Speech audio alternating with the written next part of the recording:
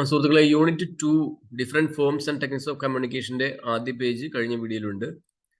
അതിന്റെ 10ാമത്തെ page, 9ാമത്തെ page കഴിഞ്ഞ് 10ാമത്തെ page മുതൽ സ്റ്റാർട്ട് ചെയ്യാണ് ഈ വീഡിയോ.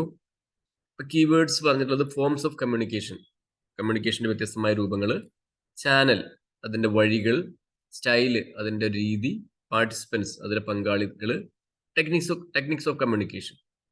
എന്തെല്ലാം തരത്തിലുള്ള ടെക്നിക്സുകളാണ് അല്ലെങ്കിൽ പ്രാവീണ്യം അല്ലെങ്കിൽ സാങ്കേതികത ആണ് കമ്മ്യൂണിക്കേഷൻ ഉള്ളത്.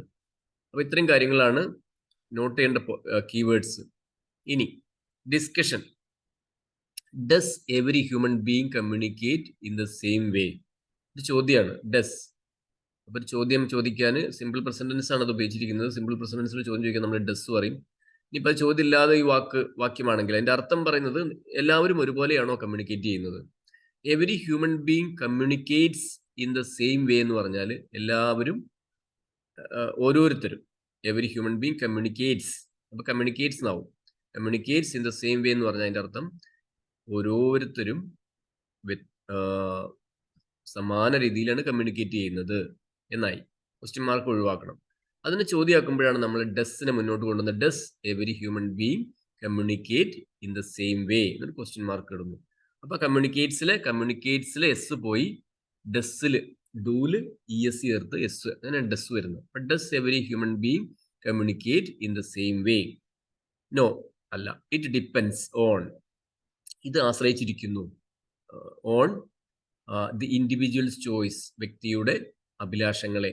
ലിംഗ്വിസ്റ്റിക് ഫാക്കൽറ്റി, നമ്മുടെ ഭാഷാപരമായിട്ടുള്ള കഴിവിനെ. ആൻഡ് ഓർ സർക്കംസ്റ്റാൻസസ്, നമ്മുടെ പരിസ്ഥിതികളെ അല്ലെങ്കിൽ നമ്മുടെ ബാക്ക്ഗ്രൗണ്ട്, നമ്മുടെ ഇപ്പം നിൽക്കുന്ന സ്ഥലം, നമ്മുടെ പശ്ചാത്തലം.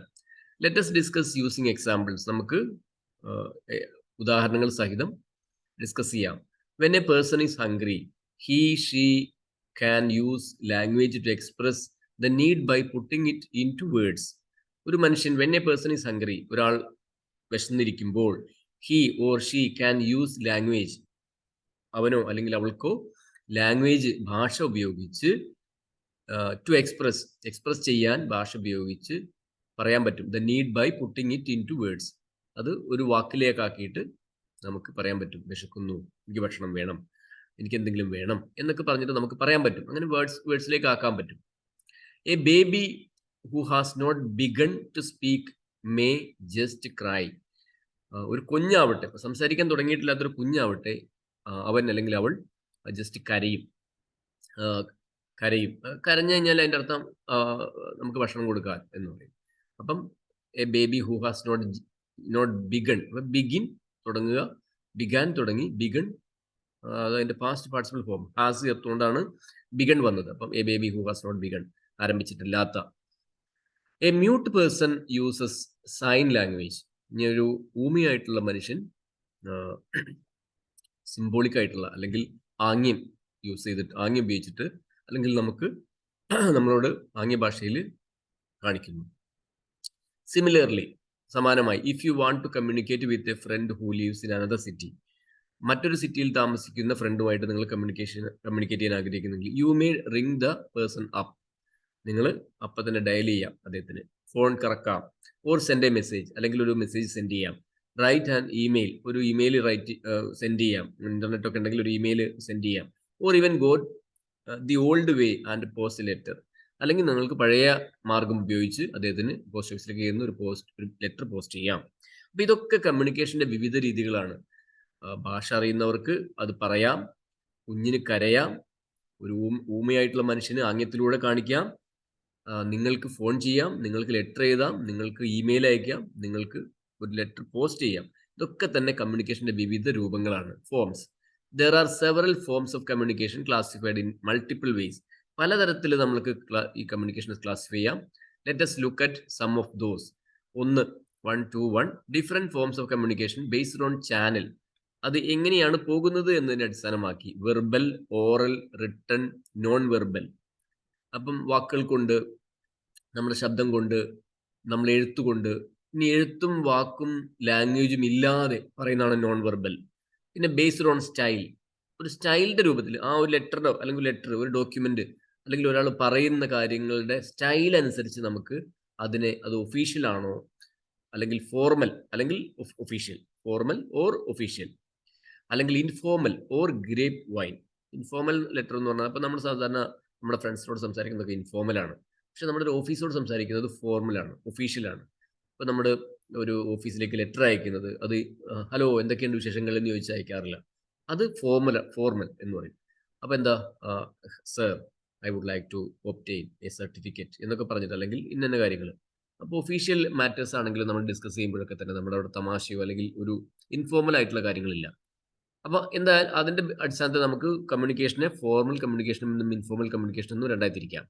പിന്നെ based on number of participants, എത്ര ആളുകളുണ്ട് എന്നതിനെ അടിസ്ഥാനമാക്കി നമുക്ക് കമ്മ്യൂണിക്കേഷനെ ഇൻട്രാ പേഴ്സണൽ, അതായത് വ്യക്തിയോട് തന്നെ പറയുന്ന, അപ്പൊ നമുക്ക് സ്വയം പറയാം, നമുക്ക് ആത്മകഥം എന്ന് പറയാറില്ലേ, ആത്മകഥം, intra personal.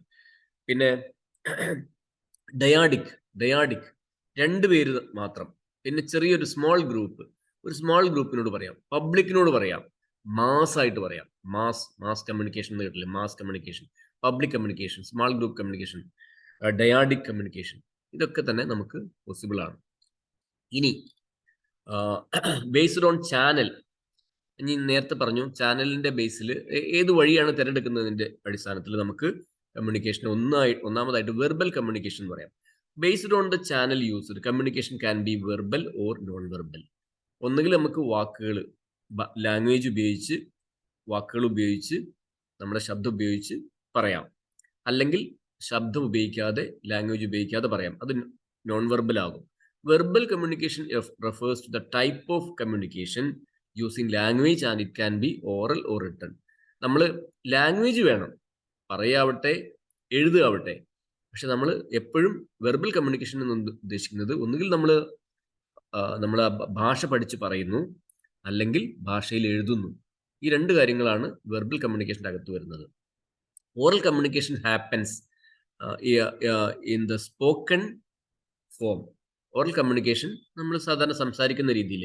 Human communication was oral in its early stages.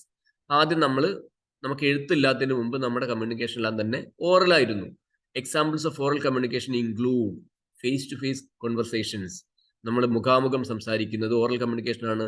Telephonic conversations, നമ്മൾ ടെലിഫോൺ വഴി സംസാരിക്കുന്നത്. ഇന്റർവ്യൂ നടത്തുന്നത്, public speeches, meetings, debates, abuse, sarcasm, threats, commands, prophecy, cursing, lecturing, moralising, challenging, group discussions and presentations, ഇതൊക്കെ oral കമ്മ്യൂണിക്കേഷന്റെ ഉദാഹരണങ്ങളാണ്. Interview നമുക്കറിയാം, public speeches, പൊതു പ്രസംഗങ്ങൾ, meetings, debates, വാഗ്വാദങ്ങൾ, ചർച്ചകൾ, അബ്യൂസ്, മറ്റൊരാളെ ആക്ഷേപിക്കുന്നത്, സർക്കാസം, കളിയാക്കുന്നത്, ത്രെഡ്സ്, ഭീഷണിപ്പെടുത്തുന്നത്, കമാൻഡ്സ്, ആജ്ഞാപിക്കുന്നത്, പ്രൊഫസി, പ്രവചിക്കുന്നത്, കേഴ്സിംഗ്, ശപിക്കുന്നത്, ലെക്ചറിംഗ്, കാര്യങ്ങൾ പറഞ്ഞു കൊടുക്കുന്നത്, മോറലൈസിംഗ്, മോറൽ പോലീസ് അല്ലെങ്കിൽ അതൊക്കെ കേട്ടിട്ടില്ലേ, സദാചാരം പഠിപ്പിക്കുന്നത്, ചലഞ്ചിങ്, വെല്ലുവിളിക്കുന്നത്, ഗ്രൂപ്പ് ഡിസ്കഷൻസ്, നമ്മൾ ഒരു ഗ്രൂപ്പിലുള്ള കാര്യങ്ങൾ, ഒരു ഗ്രൂപ്പായിട്ട് ചേർന്ന് നടത്തുന്ന കാര്യങ്ങൾ, അതിന്റെ പ്രസന്റേഷൻസ്, ഒരാൾ പ്രസന്റ് ചെയ്യുന്നത്, ഇതൊക്കെ തന്നെ ഓറൽ കമ്മ്യൂണിക്കേഷൻ അകത്ത് വരുന്നു. റിട്ടൺ കമ്മ്യൂണിക്കേഷൻ ഡെവലപ്ഡ് ലേറ്റർ, പിന്നീടാണ് കമ്മ്യൂണിക്കേഷനിലേക്ക് എഴുത്ത് വരുന്നത്. As we have already discussed in the previous unit, written communication has evolved drastically through the ages. Written communication വർഷങ്ങളുടെ പരിണിത ഫലമായിട്ട് വർഷങ്ങളിലൂടെ കടന്നു വന്നു. അതിന്റെ ഒരുപാട് വർഷങ്ങളുടെ അതിന്റെ അകത്തുണ്ട് എന്നാണ് പറയുന്നത് റിട്ടൺ കമ്മ്യൂണിക്കേഷൻ രൂപപ്പെടുന്നതിൽ. It is more formal than oral. Written communication എപ്പോഴും ഫോർമൽ ആയിരിക്കും, അതായത് കുറച്ചൊരു ഒഫീഷ്യൽ ലുക്ക് ആയിരിക്കും അതിന്, ദാൻ ഓറൽ. നമ്മൾ ഒരു കാര്യം എഴുതുമ്പം നമ്മൾ ഇങ്ങനത്തെ തമാശ രൂപത്തിലല്ല എഴുതുക, കുറച്ചും കൂടി സീരിയസ് ആയിട്ട് എഴുതുന്നു എന്നാണ്. And in an organisational setup will have A format. ആ ഒരു റിട്ടൺ കമ്മ്യൂണിക്കേഷൻ ഒരു ഓർഗനൈസേഷൻ സെറ്റപ്പിൽ വരുമ്പോൾ, അതായത് നമ്മളൊരു സ്ഥാപനത്തിലൊക്കെ വർക്ക് ചെയ്യുമ്പോൾ, ഒരു സ്ഥാപനത്തിലേക്ക് കൊടുക്കേണ്ടി വരുമ്പം അതിന് തീർച്ചയായിട്ടും ഒരു പ്രത്യേക ഫോർമാറ്റ് ഉണ്ടായിരിക്കും, ഒരു ചട്ടക്കൂട് ഉണ്ടായിരിക്കും. അതായത് ആദ്യം അഡ്രസ് ചെയ്യേണ്ടത് സർ, പിന്നെ ഫ്രം ടു, അതൊക്കെയാണ് ഫോർമാറ്റ് എന്നാണ് ഉദ്ദേശിക്കുന്നത്. Technology has advanced very much in this field. ഈ ഫീൽഡിൽ ഇപ്പോൾ ടെക്നോളജി ഒരുപാട് മുന്നോട്ട് പോയിട്ടുണ്ട്. ഹാസ് അഡ്വാൻസ് ചെയ്തിട്ടുണ്ട്. Today we have facilities for instant messaging. ഇന്ന് നമുക്ക് ഉടൻ തന്നെയുള്ള പെട്ടെന്നുള്ള മെസ്സേജിങ്ങിന് ചാൻസ് ഉണ്ട്. And emails that can send messages across to receiver in seconds. Email അയച്ച് നമുക്ക് ഒരു സെക്കൻഡിനുള്ളിൽ ഇപ്പം തന്നെ അയച്ചാൽ ഇപ്പം തന്നെ അമേരിക്കയിലെത്തുന്നു, അപ്പം തന്നെ റിപ്ലൈ വരുന്നു. അത്രയും സ്പീഡിൽ നമുക്ക് ടെക്നോളജി ഉപയോഗിച്ച് കാര്യങ്ങൾ ചെയ്യാം. Other examples of written communication include letters, minutes, reports, notices, memos and circulars. സർക്കുലറൊക്കെ വരുന്നുണ്ടല്ലോ, ഇതൊക്കെ തന്നെ റിട്ടേൺ കമ്മ്യൂണിക്കേഷൻ്റെ. അപ്പം നമ്മൾ ഒരു അതോറിറ്റി ഒരു കാര്യം കമ്മ്യൂണിക്കേറ്റ് ചെയ്യാണ്.